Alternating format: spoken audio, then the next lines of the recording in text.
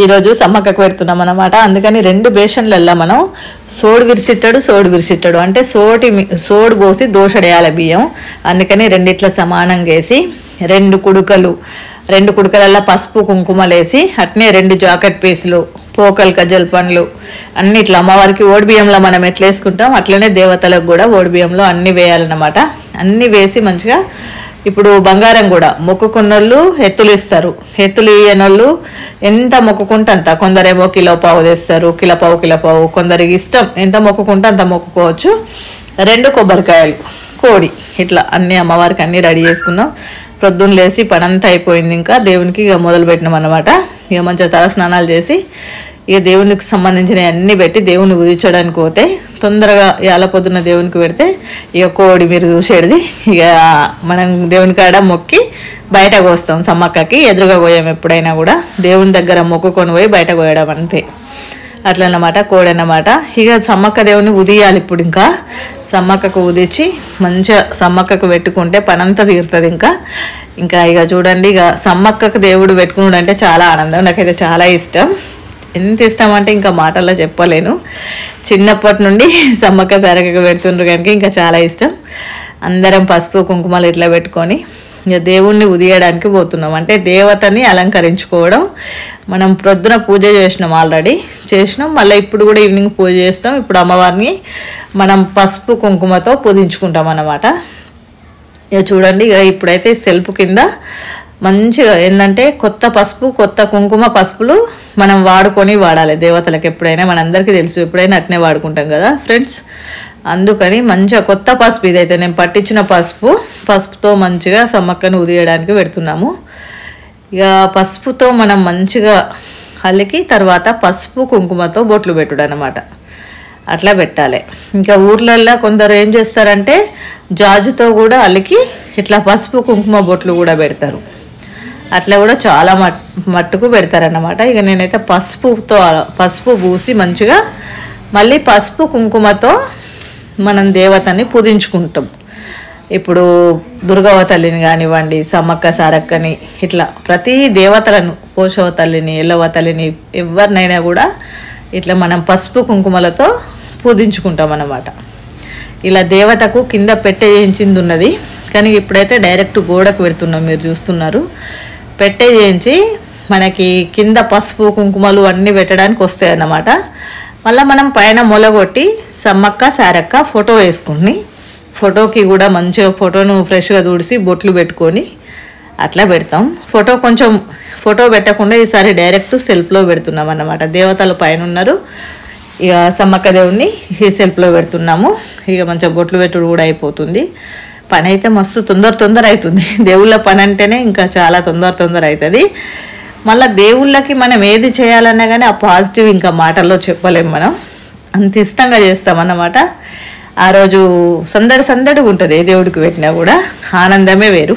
ఇలా నేనైతే ఆకుల విస్తార్ నాకు అందుబాటులో లేదు కనుక ఇక మామూలుగా ఈ విస్తారాకునే తీసుకున్నాను.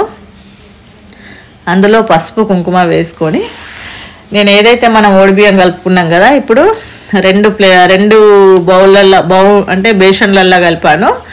ఆ 2 బేషన్లలో మనం మొక్కులు పెట్టుకున్నాం కదా, అవి మొక్కులు అంటారు. ఆ మొక్కులను అక్కడ పెట్టి కొబ్బరికాయలు అన్నీ పెట్టి దేవతలకు ముందు దీపం ముట్టించుకొని ఇంకా తర్వాత మళ్ళీ అమ్మవారికి కూడా అన్నీ పెట్టి అట్లా మంచిగా చూడండి, మంచిగా ఉదిచ్చిన దేవునికి అన్నీ పెట్టినాం.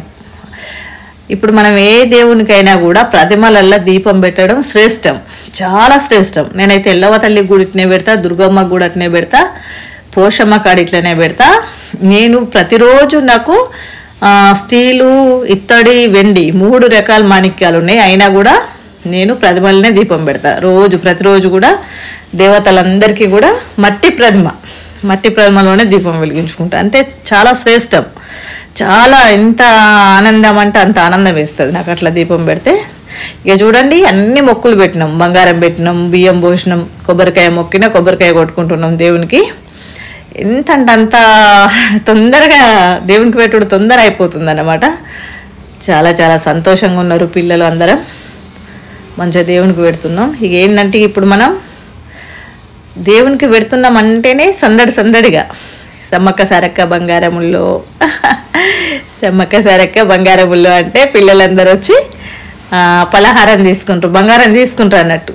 చిన్నప్పుడైతే మేము సమ్మక్క సారక్క బంగారం అంటే చాలామంది భయపడుతుంటారు సమ్మక్క దేవునికి. మా పిన్ని ఒక్కమే, మా చిన్నమ్మ వంచుతుండే, ఎవ్వరు ఊనియకపోదురు సమ్మక్క దేవుళ్ళు లేని వాళ్ళు.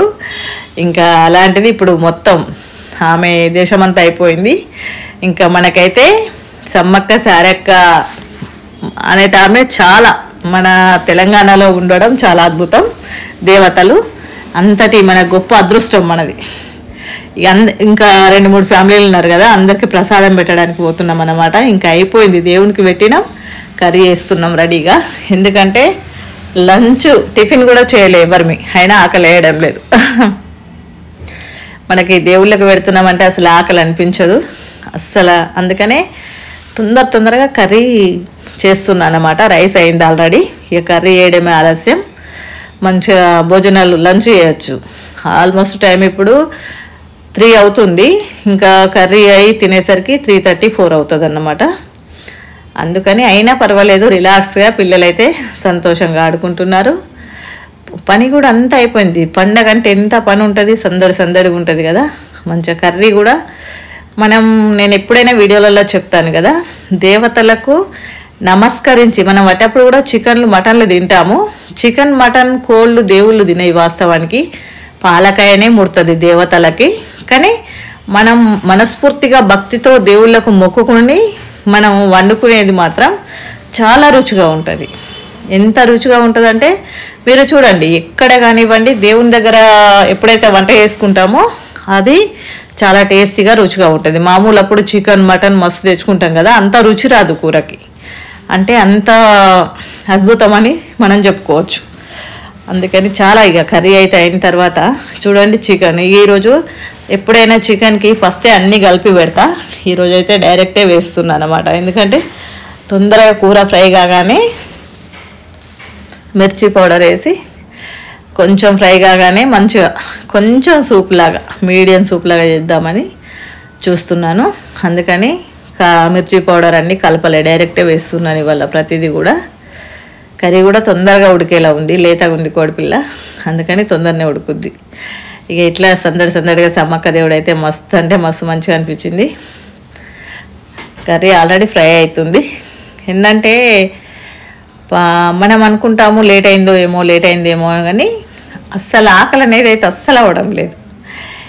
ఎందుకంటే ఒక భావన, దేవుడికి ఎట్టిన రోజు చూడండి మనం ఉపవాసాలు ఉంటాము, ఆ రోజు ఆకలి వేస్తుందా, అస్సలు వేయదు కదా, ఆకలి కూడా వేయదు. అందుకని కర్రీ కూడా రెడీ అయిపోయింది. కొంచెం రసం, కొంచెం సూప్ పోసాము, మీరు చూస్తున్నారు. కొంచెమే సూప్ పోసాను అన్నమాట, ఎక్కువ పోయలే. ఒకవేళ పిల్లలు చపాతో ఏదన్నా అనుకుంటాం కానీ ఈరోజు అయితే మహా ఘోరమైన లేట్ కనుక ఏం చేయలేము. చూడండి ఆల్రెడీ భోజనాలకు కూర్చున్నాము. మరి మీరందరూ సమ్మక్క దేవుడు ఉన్న వాళ్ళంతా సమ్మక్కకు పెట్టారా? కామెంట్ చేయండి. అలాగే ఈ వీడియో మీకు నచ్చితే వీడియోకి లైక్ ఇచ్చి, ఇంకా మన ఛానల్ ఎవరైనా